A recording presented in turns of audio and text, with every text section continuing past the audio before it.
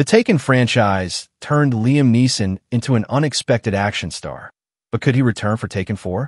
Before taking on a role of Bryan Mills, Neeson was mostly known for playing wise mentors or fatherly figures in movies like Kingdom of Heaven and Batman Begins. But Taken flipped the script, casting him as a retired CIA agent who goes full-on ruthless to save his daughter from a human trafficking ring in Paris. The film's simple but intense premise, combined with Neeson's commanding presence, made it a surprise hit. He returned for Taken 2, where the tables turned. This time, he was the one taken, and his daughter had to step up. Despite saying that would be the end, Neeson came back for Taken 3, where Bryan had to clear his name after being framed for his ex-wife's murder. So what about Taken 4? Let's dive into everything we know. First off, if you're not familiar with the Taken franchise, let me give you a quick rundown. It's a series of action-packed films that kicked off in 2008, created by Luc Besson and Robert Mark Kamen.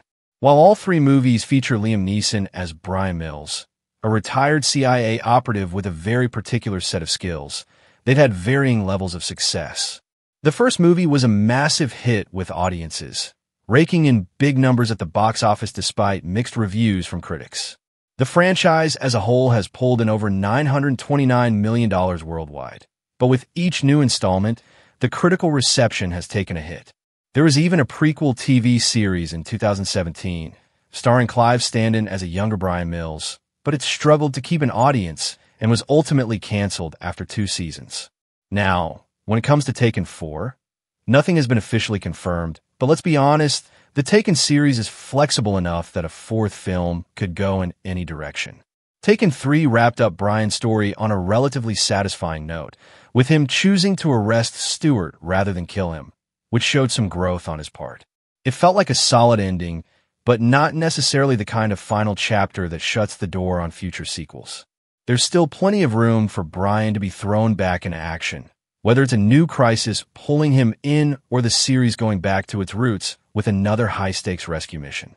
That being said, if Neeson is truly done with the role, Taken 4 could go a different route. The franchise has already tried expanding beyond him with the TV series, where Standen took over as a younger Bryan Mills, exploring his early CIA days and his quest for revenge over his sister's murder. The show initially had solid ratings, but as the first season went on, viewership started dropping. In an attempt to fix things, the second season brought in a new showrunner and essentially rebooted the series, keeping only Standen and Jennifer Beals in the cast. But even with these changes, ratings kept declining and the show was ultimately scrapped. This tells us something important.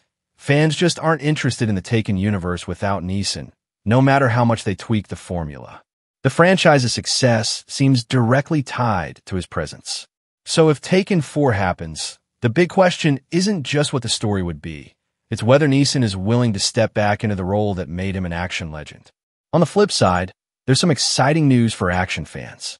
Jason Statham is finally stepping into a role that feels like a natural fit for him, and it's one that has been long rumored to be connected to the Taken franchise. While Statham isn't officially joining Taken, his upcoming project, A Working Man, is about as close as it gets. This film, directed by David Ayer, is an adaptation of Chuck Dixon's novel Levon's Trade and follows a building contractor who taps into his covert skills when his boss's daughter is kidnapped by a dangerous criminal organization. If that premise sounds familiar, it's because A Working Man is essentially Taken, but with Jason Statham leading the charge. David Ayer, the filmmaker behind Fury and The Beekeeper, has built a reputation for crafting gritty, action-packed movies filled with intense plots and high stakes. With Statham on board, there's little doubt that A Working Man will lean into that darker, more brutal side of the action genre. Adding to the excitement, Statham will also reunite with Sylvester Stallone, bringing together two of the biggest action stars for what promises to be a hard-hitting adaptation of this acclaimed story. Given Ayer's track record and Statham's signature action style, A Working Man could be the perfect spiritual successor to Taken, especially if Neeson is officially done with the role of Bryan Mills. The similarities between A Working Man and Taken are impossible to ignore. Both films revolve around a central character whose life is thrown into chaos when a young woman is kidnapped, forcing him to unleash his lethal set of skills to bring her home. While Bryan Mills' motivation in Taken was deeply personal, rescuing his own daughter, Statham's character in A Working Man is driven by a sense of duty to his boss. It's a small difference, but at its core, the premise remains the same. A highly skilled but seemingly ordinary man is pushed to his limits to take down a criminal organization. This kind of storyline has been a staple in the action game ever since Taken set the standard back in 2008. The film's success led to an entire subgenre of action movies where veteran heroes take on relentless missions of revenge or rescue. Interestingly, despite Statham's extensive history in the action world, he's mostly stayed away from this Taken-style formula, focusing instead on bigger ensemble-driven franchises like Fast and Furious and The Expendables. However, A Working Man looks like the perfect opportunity for him to finally step into this type of role, and given his skill set, it's surprising that it's taken this long. What makes A Working Man even more intriguing is that Air's adaptation isn't a direct retelling of Levon's trade. The trailer has already hinted at several key changes, including making Statham's character much more aggressive and personally invested in the mission. In Dixon's novel, the protagonist is reluctant to get involved in the criminal world again, but Air's version appears to embrace the action-driven intensity more in line with Taken. While purists of the book might take issue with these changes, they actually make A Working Man feel even closer to Taken, which is likely the goal.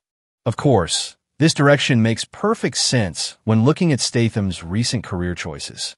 His latest films, from Wrath of Man to The Beekeeper, have all followed a similar blueprint. He plays a seemingly regular guy with a mysterious past who eventually reveals himself to be a one-man wrecking crew. The pattern has worked incredibly well for him at the box office, proving that audiences love watching Statham go from an unassuming everyman to an unstoppable force of nature.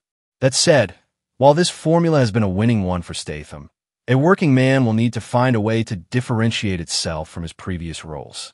If the film plays out just like another version of Wrath of Man or The Beekeeper, it runs the risk of feeling repetitive. However, with Air at the helm and Stallone joining the cast, there's a strong chance that this film will bring something fresh to the table. The real question is whether A Working Man will be able to stand on its own, or if it will feel just like another Taken knockoff. Regardless, this project proves one thing. The Taken formula is still alive and well, even if Neeson himself isn't involved. While Taken 4 remains uncertain, A Working Man could be the next best thing, especially for those who have always wanted to see Jason Statham in a role like this. If the film succeeds, it might even open the door for more films in this vein, possibly making Statham the new face of this particular brand of action thriller. For now, though, all eyes are on A Working Man to see if it can truly capture the magic that made Taken such a massive success. And that's it for today's video. Thanks for watching, and we'll see you in the next one.